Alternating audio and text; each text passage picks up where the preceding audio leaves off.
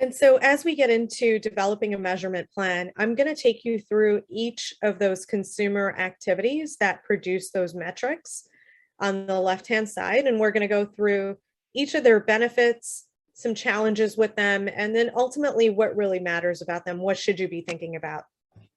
So leads are foundational to converting, whether it's a contract, whether it's a product purchase, converting on sales. But really, they need to be managed alongside what those conversions are actually are actually driving and delivering. So the benefit of a lead is that it accounts for new and repeat customers who may have a need for your product or service. These are typically where they deliver indicators to say, hey, you know what? This is someone who is showing some interest in the product or service, and we should engage with them in a brand communication strategy to see how they engage, to see what resonates, and do they come back for more. The challenge with this is that they haven't necessarily indicated that they're going to make a purchase. So just because they seem like they're interested in the product, they may not actually make a purchase, and they may not be qualified for your product. An example of this is, if you're going and you're in the market to buy a car, you may see an ad for a car and you may say, hey, you know what, I really like these different features and functionality of the car. But after you do some more research, you may say, hey, you know what, that car isn't necessarily in my price point. I found something that is equally as good for everything that I was looking for, that is $10,000 lower than the original brand that I was investigating. So leads are your first entryway into a first conversation, but they require a lot more activity and measurement along the way to make sure that they are qualified and to make sure that the consumer is interested in making a purchase. And so when you think about a lead gen campaign and you're looking at hitting volume numbers, it can be good to generate a lot of leads. However, they do need to really be measured to understand, what is the value of this lead? How much is this lead worth? Should we be investing more marketing dollars in trying to communicate with this potential lead that could potentially convert?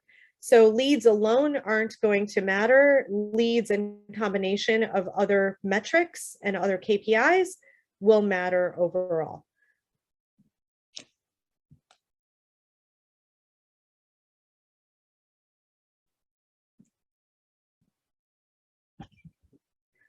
So other activities that you can look at alongside leads are inquiries. These are other indicators that can say, hey, you know what, this person seems to be interested in our goods or service. And once you connect with the consumer who's initiating a request for an information or an inquiry, you'll learn more about why they're reaching out. Some of the challenges with an inquiry is, think about it. Anytime you've reached out to a brand, it could be that you're in a sales process where you're looking to buy something. Or it could also be that, hey, you're inquiring to, write a review because you really like the product or service. Or you're just not satisfied with the product or service that you've already bought, and or the process of trying to buy the product or service. So it's really important to be able to attribute the content or the information behind an inquiry to the advertising, so that you can, number one, understand how they came in, and number two, tie in, an indicator of sentiment along the way, so that if they are interested and they're happy, you can continue to engage with them and help them get through the purchase cycle. The bottom line here is inquiries and requests for information are really good indicators of intent and interest, because the consumer is initiating this activity. but it's just important to make sure you're filtering out inquiries related to disengaging with the brand so that you can manage them appropriately, and maybe not necessarily through marketing dollars, but through customer service.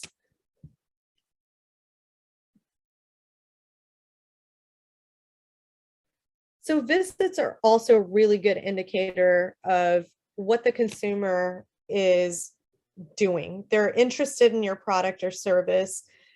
They're coming and engaging with your brand in a variety of different places. And it's a great way to understand how engaged the consumer is. How often are they visiting? Do they spend more time progressively as they're visiting? What are some of the other metrics that you can track, such as what got them into your either digital or physical property to get them engaged, and what keeps bringing them back? Some of the challenges here are tracking this measurement to understand what truly influenced the consumer to visit. If you remember back to the various channels and the different KPIs and the metrics that are inconsistent in measurement, this is a great example of where all those inconsistencies come to fruition, because you could engage on social, on a website, on mobile, you could walk through the aisles of a store, you could make a phone call and talk to customer service. But unless all those different channels and all those different conversations and activities are properly tracked and connected, it's really hard to get to a full story of what the intent of each of these visits are. So the bottom line here is visits are a good indicator that the consumer is engaged, but it's really important to try and tie all those different channels and the metrics together, and make sure the engagements across those channels are transparent and aligned, so that you can really understand what the intent and purpose of each of these visits are, and what is resonating and what is not resonating for the consumer.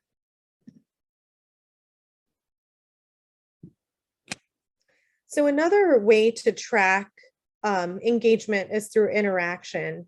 And interaction can be similar to visits, except interaction is while you're engaged, whether in a digital location or a physical location, what are the activities that you're doing while you're there? For example, are you giving your information? Are you putting items on hold for later? Are you in an online cart process, putting items into a cart and maybe looking to come back for more information? Are you reading reviews? All of these are good indicators to say, hey, you know what, this consumer is interested in making a purchase.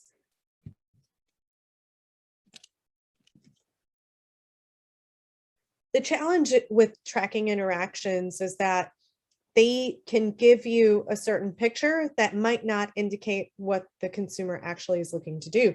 So for example, if a consumer in a digital environment is clicking on ads, they're going to your website, they're spending a lot of time on your site, it doesn't necessarily mean they're going to buy. They could be doing research, they could be comparing you to other products, they could be getting smarter, more knowledgeable about whatever the industry is that you operate in, and begin comparison shopping and become, you know, more educated before they comparison shop. So the bottom line here is understanding what interactions have an impact on sales is imperative to track. And the more interactions that you can track, the more interactions that you can connect, the more interactions that you can sequence, the more informed and transparent your measurement plan will be.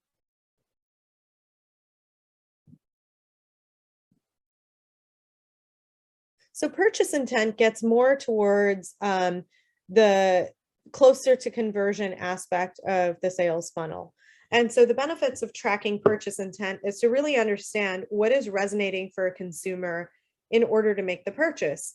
You would have looked across leads, inquiries, visits, all these interactions to come up with a hypothesis to say, hey, you know what, all of these are informing that this consumer is likely to make a purchase.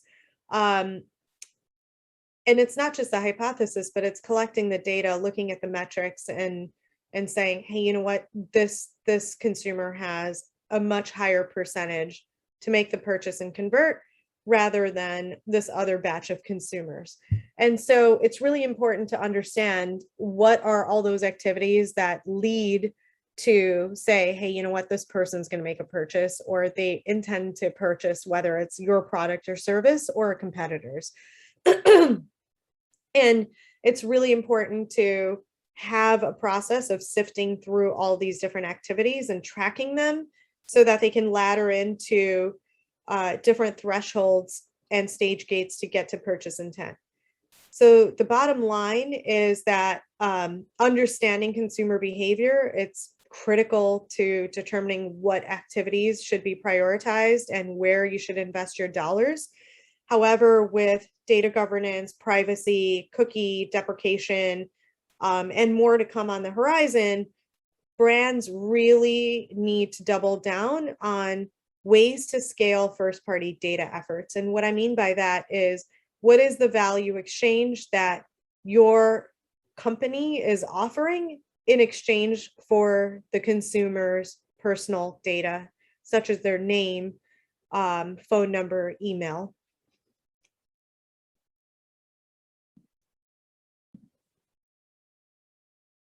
And finally, conversions. Conversions really show you what's working, what's not working, and what should you be doing more of, and where should you be divesting your marketing dollars, and divesting against messaging that isn't resonating for the consumers.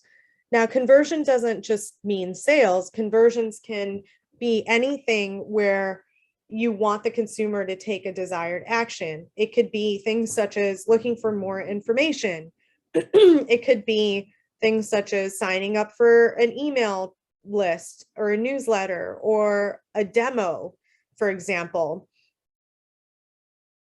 The challenges with conversions is that, you know, when you go back and think about the slide that I'm referencing of all of the different channels and how they're difficult to measure, and they have different metrics that are measured and across the depth of measurement, is that brands are often relegated to last touch, meaning you as a consumer could go through, you know, get exposed through a billboard, see an ad, click on a display ad, go to the site, and then, you know, come back a few days later, go through a mobile experience, and then convert.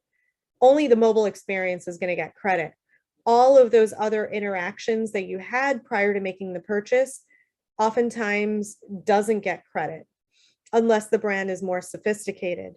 And so that can falsely divert dollars to only the last engagement,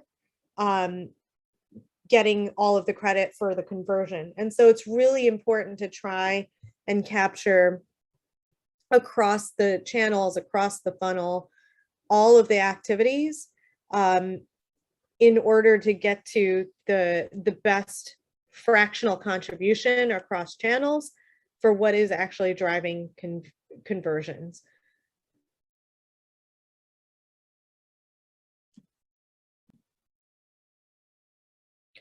So when all of this gets put into a sales flow, again, we'll start with awareness, intent, and purchase, and go through each of those metrics.